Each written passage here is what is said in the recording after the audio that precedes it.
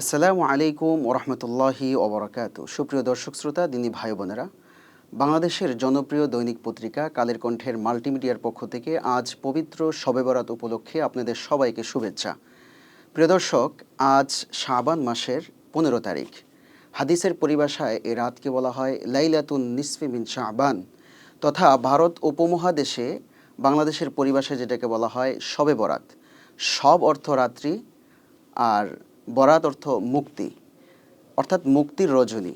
এই পরিভাষাতেই আমরা বাংলাদেশের মানুষ এই রাতকে চিনি। এই রাতকে আসলেই মুক্তির রজনী, এ ব্যাপারে হাদিস শরীফের একটি রেফারেন্স আপনাদের সামনে উল্লেখ করছি। প্রিয় ভাই বোনেরা, এই রাত হচ্ছে আল্লাহ রাব্বুল আলামিন মানুষকে ক্ষমা করেন। এই প্রসঙ্গে সহিহ ইবনে হিব্বানের একটি বিশুদ্ধ হাদিস রয়েছে। আল্লাহ রাসূল সাল্লাল্লাহু আলাইহি ওয়াসাল্লাম বলেন, ইয়াত্তালিউল্লাহু আযজা ওয়া জাল্লা ইলা খালকিহি ফি লাইলাতিন নিসফি মিন শাবান ফায়াগফিরু লিজামিই খালকিহি ইল্লা লিমুশরিকিন আও মুশাহিন। অর্থাৎ শাবান মাসের 15তম দিবাগত রাত্রে আল্লাহ রাব্বুল আলামিন সৃষ্টিজীবের প্রতি দৃষ্টি নিবন্ধন করেন এবং সমস্ত মানুষকে সৃষ্টিকে আল্লাহ ক্ষমা করে দেন। তবে যারা মুশরিক এবং মুশাহিন, অর্থাৎ যাদের অন্তরে বিদ্বেষ রয়েছে, আল্লাহ তাদেরকে ক্ষমা করেন না। ইবনে হিব্বান রহমতুল্লাহ আলী একজন জগৎ বিখ্যাত হাদিস বিশারদ। তিনি তার সহি কিতাব, নির্ভরযোগ্য একটি হাদিসের কিতাব সহি ইবনে হিব্বানি, এই হাদিসটি উল্লেখ করেছেন। মুহাদ্দিসিন কেরাম বলেছেন, এই হাদিসটি বিশুদ্ধ এবং শবে বরাতের ফজিলত যে প্রমাণিত, এই হাদিসের মাধ্যমেই প্রমাণিত হয়। এজন্য এই রাতকে আমাদের দেশে যেভাবে অনেকে উপস্থাপন করে থাকেন যে এই রাতের কোনো ভিত্তি নেই, ফজিলত নেই, এই ধরনের বাড়াবাড়ি করা এবং ছাড়াছাড়ি করা কোনো ধরনেই কাম্য নয়, বরং এই ধরনের প্রান্তিকতা থেকে আমাদের বেরিয়ে আসা উচিত। তাছাড়া এই রাত সম্পর্কে আল্লাহ রাসূল সাল্লাল্লাহু আলাইহি ইসলামের আরেকটি হাদিস বর্ণিত হয়েছে। আম্মাজান আয়েশা রাদিয়াল্লাহু তাআলা আনহা বলেন, একদিন আল্লাহ রাসূল সাল্লাল্লাহু আলাইহি সাল্লাম অনেক দীর্ঘ সময় ধরে সিজদায় আছেন। তো আমার ভয় হয়ে গেল, নবীজি এত লম্বা সময় ধরে সিজদাতে আছেন, নবীজি কি ইন্তেকাল করেছেন কিনা। তো এই জন্য আয়েশা রাদিয়াল্লাহু তাআলা আনহা নবীজির বৃদ্ধা আঙ্গুলের মধ্যে একটা নাড়া দিলেন। নামাজ শেষ করে রাসূলুল্লাহ সাল্লাল্লাহু আলাইহি সাল্লাম আয়েশা রাদিয়াল্লাহু তাআলা আনহাকে বললেন, তোমার কি মনে হয় আমি তোমার হক নষ্ট করেছি? তখন তিনি জবাবে বললেন, না, আসলে আমি আশঙ্কা করছিলাম আপনি এত লম্বা সময় ধরে সিজদাতে আছেন, আমার মনে হচ্ছিল যে আল্লাহ রাব্বুল আলামিন আপনাকে দুনিয়া থেকে উঠিয়ে নিলেন কিনা। তখন নবী সাল্লাল্লাহু আলাইহি ইসলাম বললেন, হে আয়েশা, তুমি কি জানো আজ কোন রাত্রি? আজ হচ্ছে এমন একটি রাত্রি যে রাত্রিতে 14 শাবান দিবাগত রাতে আল্লাহ রাব্বুল আলামিন সমস্ত মানুষের প্রতি তার দৃষ্টি দেন এবং সবাইকে ক্ষমা করে দেন। তবে যার অন্তরে বিদ্বেষ রয়েছে এবং যে শিরকি কার্যক্রমের সঙ্গে জড়িত, আল্লাহ এই দুই শ্রেণীর মানুষকে ক্ষমা করেন না। এই দুই হাদিসের মাধ্যমে আমরা বুঝতে পারলাম শবে বরাতের তাৎপর্য হাদিসের মাধ্যমে প্রমাণিত। এই হাদিসটি বর্ণিত হয়েছে শোআবুল ঈমানে। শোআবুল ঈমানও একটি বিশুদ্ধ হাদিসের গ্রন্থ। এই গ্রন্থের মাধ্যমে এই হাদিসের মাধ্যমে আমরা বুঝতে পারলাম যে শবে বরাতের তাৎপর্য সহিহ হাদিসের মাধ্যমে প্রমাণিত। এবার আসুন, শবে বরাত যে তাৎপর্যপূর্ণ একটি রাত, এই রাতে আমাদের জন্য কি বিশেষ আমল রয়েছে। মৌলিকভাবে আমরা যদি ওপরের দুটি হাদিসের দিকে লক্ষ্য করি তাহলে এই আমলগুলো আমরা বুঝতে পারি। 1 নম্বর আমল হচ্ছে আল্লাহর কাছে ক্ষমা চাওয়া এবং তাওবা করা। কারণ আল্লাহ রাব্বুল আলামিন এই রাত্রিতে মানুষকে ক্ষমা করেন। এজন্য আমাদের প্রত্যেক মুসলিম ভাই এবং বোনেরা এই রাতে যখন সন্ধ্যা নামবে, ফজর পর্যন্ত আমরা আল্লাহ রাব্বুল আলামিনের কাছে অত্যন্ত বিনয়ের সঙ্গে জীবনের সমস্ত অপরাধকে সামনে রেখে আমরা আল্লাহর কাছে ক্ষমা চাইব এবং আল্লাহর কাছে খুব কান্নাকাটি করে দোয়া করব। দ্বিতীয় যে আমলটি হলো তা হচ্ছে শিরকি কার্যক্রম থেকে আল্লাহর কাছে পানা চাওয়া। আমাদের নানা জায়গায়, নানা পথ চলায় আমাদের বিভিন্ন কার্যক্রমে শিরকি কাজের সঙ্গে আমাদের সম্পর্ক জড়িয়ে যাচ্ছে। এজন্য এর থেকে আল্লাহর কাছে পানা চাওয়া। তৃতীয় হলো বেশি বেশি নামাজ পড়া। ফরজ নামাজ পড়ার পর অধিক পরিমাণে নফল নামাজ পড়া। এটি রাসূলুল্লাহ সাল্লাল্লাহু আলাইহি ইসলামের হাদিস দ্বারা প্রমাণিত। কারণ এই রাত্রিতে আল্লাহ রাসূল সাল্লাল্লাহু আলাইহি ইসলাম অধিক পরিমাণে লম্বা সেজদা দিয়ে নামাজ পড়েছেন। এই অংশ থেকে আমরা আরেকটা বিষয় বুঝতে পেরেছি, রাসূলুল্লাহ সাল্লাল্লাহু আলাইহি ইসলাম এই রাত্রিতে নামাজে লম্বা সেজদা দিয়েছেন। তাই আমরা যখন একাকীভাবে নফল নামাজ আদায় করব, তখন আমাদের উচিত হবে সিজদাতে এবং রুকুতে দীর্ঘ সময় থাকা এবং সিজদার মধ্যে আল্লাহ রাব্বুল আলামিনের কাছে আমাদের নিজস্ব ভাষায় বা আরবি ভাষায় যে যেভাবে পারি দোয়া করা। এরপর হচ্ছে কোরআন তেলাওয়াত করা, তাসবিহ তাহলিল আদায় করা, এই সবগুলো যত নফল আমল আছে এই নফল আমলগুলো খুব বেশি পরিমাণে করা। এখন বিষয় হলো যে আমরা এগুলো কি দলবদ্ধভাবে করব না ব্যক্তিগতভাবে? নবীজির এই হাদিস দ্বারা প্রমাণিত হয় রসুল সাল্লাল্লাহু আলাইহি ওয়াসাল্লাম ব্যক্তিগতভাবে এই আমলগুলো করেছেন। সুতরাং শবে বরাতের এই রাত্রিতে যত আমল হবে সব আমলগুলি হচ্ছে ব্যক্তিগত আমল, একাকী আমল। এজন্য আমরা দলবদ্ধভাবে যে সময়গুলো নষ্ট করি, কথা বলে গল্প করে বিভিন্ন ধরনের নানা অজুহাতে আড্ডা দিয়ে যে সময়গুলো নষ্ট করি, এর থেকে আমাদের বেরিয়ে আসতে হবে। আরেকটি আমল হচ্ছে এই রাত্রিতে আমাদের প্রতিজ্ঞা করতে হবে আমাদের দিল থেকে যেন যে কোনো ধরনের বিদ্বেষ রয়েছে এবং অন্যের প্রতি মনোমালিন্যতা রয়েছে সব কিছু থেকে আমাদেরকে বেরিয়ে আসা।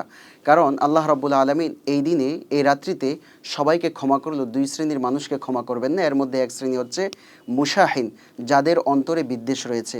আমাদের প্রতিটা পরিবারে, আমাদের প্রতিটা সমাজে, আমাদের প্রতিটা অফিসে এবং পুরো দেশ জুড়ে, বিশ্ব জুড়ে বিদ্বেষের ছড়াছড়ি। আমাদের অন্তরগুলো যেমন পরিষ্কার নয়, আমাদের অন্তরগুলো কেমন যেন এক ধরনের বিদ্বেষে পরিপূর্ণ। এই জন্য আমাদের প্রতিজ্ঞা করতে হবে এই রাত থেকে আমাদের দিলগুলো যেন পরিষ্কার হয়। এই দিল পরিষ্কার হলে আমাদের কি উপকার হবে? আমাদের জন্য মহা পুরস্কার রয়েছে।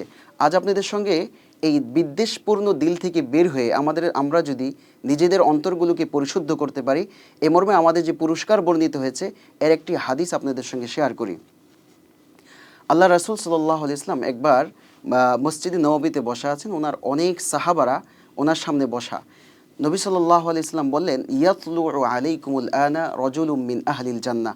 এই মুহূর্তে তোমাদের সামনে একজন ব্যক্তি আসবেন যিনি জান্নাতি লোক। সাহাবায়ে কেরাম তাকিয়ে আছেন, কি সেই ব্যক্তি যাকে আল্লাহ রাসূল সাল্লাল্লাহু আলাইহি ওয়াসাল্লাম জান্নাতি ব্যক্তি হিসাবে ঘোষণা দিয়েছেন। দেখলেন কিছুক্ষণ পর অজু করে এখনও পানিগুলো ওনার দাড়ি থেকে সরেনি, উনি জোতা হাতে নিয়ে মসজিদে নববীতে ঢুকতেছেন। তিনি হচ্ছেন সাদ ইবনে আবি ওয়াক্কাস রাদিয়াল্লাহু তাআলা আনহু।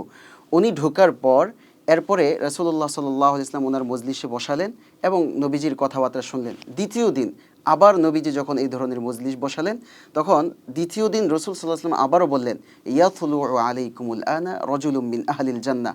এই মুহূর্তে তোমাদের সামনে যে ব্যক্তি আসবে তিনি হচ্ছেন মিন আহলিল জান্নাহ, জান্নাতি লোক। তৃতীয় দিন আবারও এই কথা বললেন। প্রথম, দ্বিতীয় এবং তৃতীয় 3 দিন রাসূলুল্লাহ সাল্লাল্লাহু আলাইহি ওয়াসাল্লাম যাকে জান্নাতি ব্যক্তি হিসাবে ঘোষণা দিয়েছেন তিনি হচ্ছেন সাদ ইবনে আবি ওয়াক্কাস। আব্দুল্লাহ ইবনে আমর রাদিয়াল্লাহু তাআলা আনহু তখন তিনি ছোট ছিলেন, যুবক বয়সের। উনি বললেন যে সাদ ইবনে আবি ওয়াক্কাস, চাচা কী ধরনের আমল করেন আমি আজকে লক্ষ্য করব।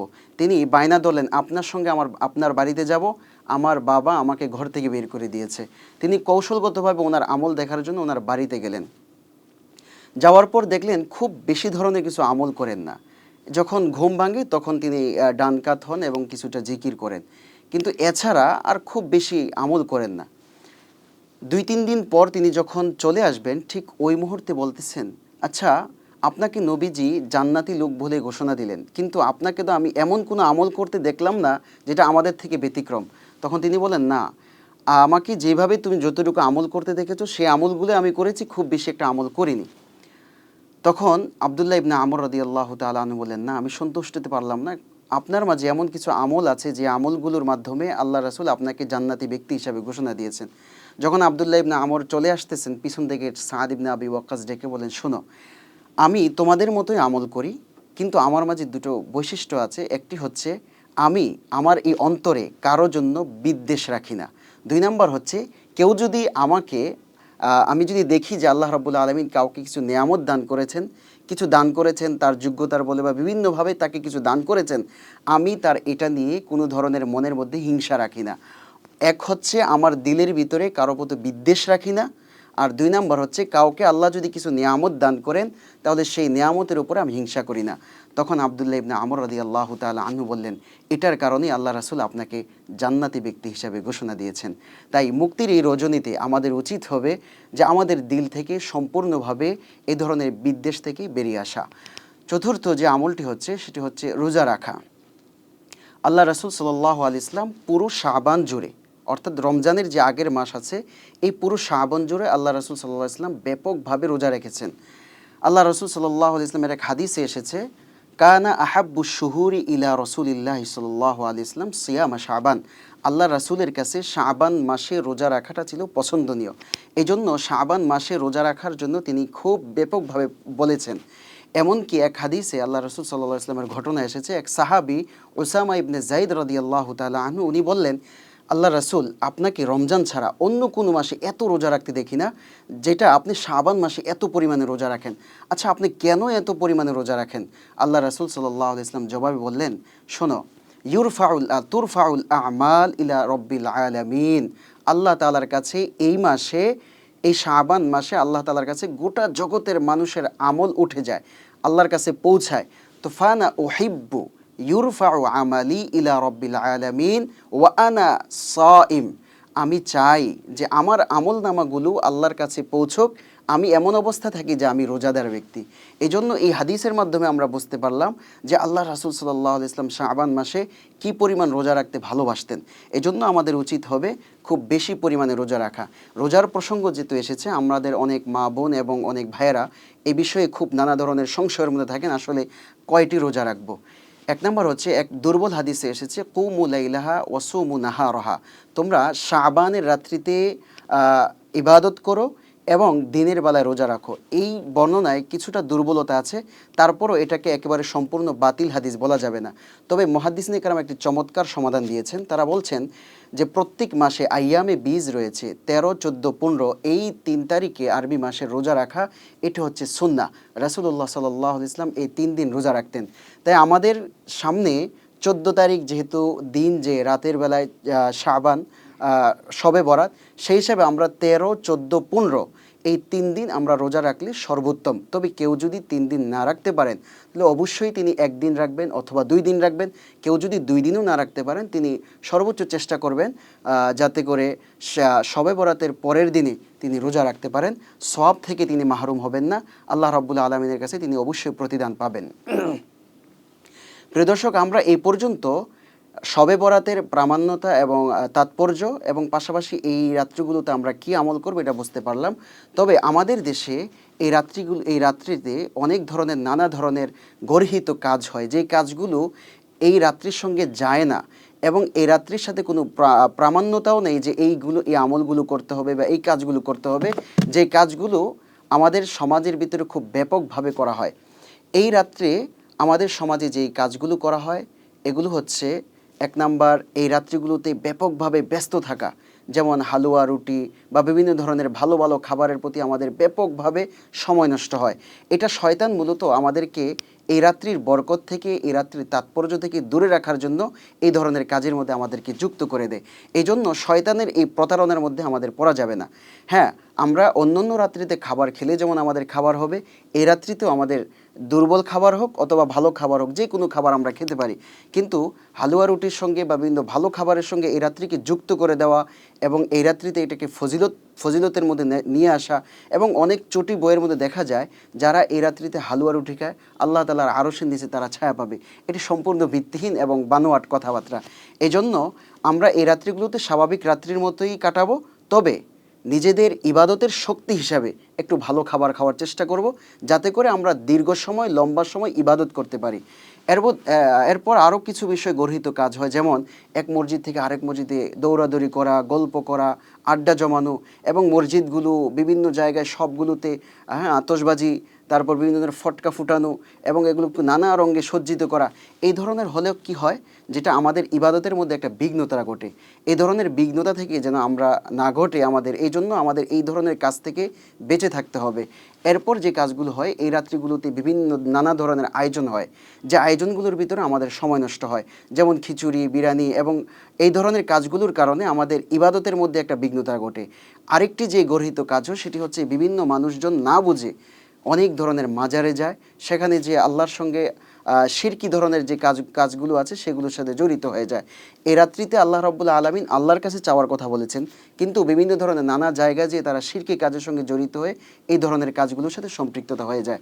এই জন্য এই রাত্রিতে আল্লাহ রাসূল সাল্লাল্লাহু আলাইহি সাল্লামের সাথে যেই কাজগুলো প্রমাণিত, যেমন নামাজ পড়া, নফল ইবাদত করা, কোরআন তেলাওয়াত করা, দোয়া, জিকির, আজকার করা, এই কাজ ছাড়া, রোজা রাখা ছাড়া অন্যান্য যে কাজগুলো আছে, এই সবগুলো থেকে আমরা বিরত থাকার চেষ্টা করব। এখানে এই আলোচনার শেষ প্রসঙ্গে আমি একটা কথা বলতে চাই, সেটি হচ্ছে, আমাদের সমাজে দেখা যায় সে ঠিক মাগরিবের পর থেকে নিয়ে ফজর পর্যন্ত অনেক ভাইয়েরা নির্ঘুমের সাথে ইবাদত করেন। অনেক সময় দেখা যায় তাদের ফজর নামাজ ছুটে যায়। কিন্তু আমরা নফল ইবাদত করতে যে আমরা যদি আমাদের ফরজ ইবাদতগুলো ছেড়ে দেই তাহলে এটা আমাদের জন্য অন্যায় হবে। এজন্য আমরা প্রয়োজনে আমাদের নিজেদের ইবাদতের মধ্যে একেবারে প্রশান্তির সাথে যেন আমরা ইবাদত করতে পারি, এজন্য আমরা যে কাজটি করতে পারি সেটা হলো কিছু সময় ইবাদত করা, কিছু সময় ঘুমানো, কিছু সময় কোরআন তেলাওয়াত করা, কিছু সময় নামাজ পড়া। এভাবে যদি আমরা ভাগ ভাগ করে করি তাহলে এটা আমাদের জন্য অনেক ভালো হবে। তবে মসজিদে কেউ যদি ঘোষণা ছাড়াই একত্রিত হয়ে যায় তাহলে সেখানেও কোনো দূষণীয় না, বরং একজনের ইবাদত থেকে আরেক ভাই ইবাদতের প্রতি উদ্বুদ্ধ হবেন। আল্লাহ রাব্বুল আলামিন আমাদের সব ভাইকে হাদিসের আলোকে শবে বরাতকে উদযাপন করার তৌফিক দান করুন। আমিন। সবাইকে ধন্যবাদ। আসসালামু আলাইকুম ওয়া রাহমাতুল্লাহি ওয়া বারাকাতুহু।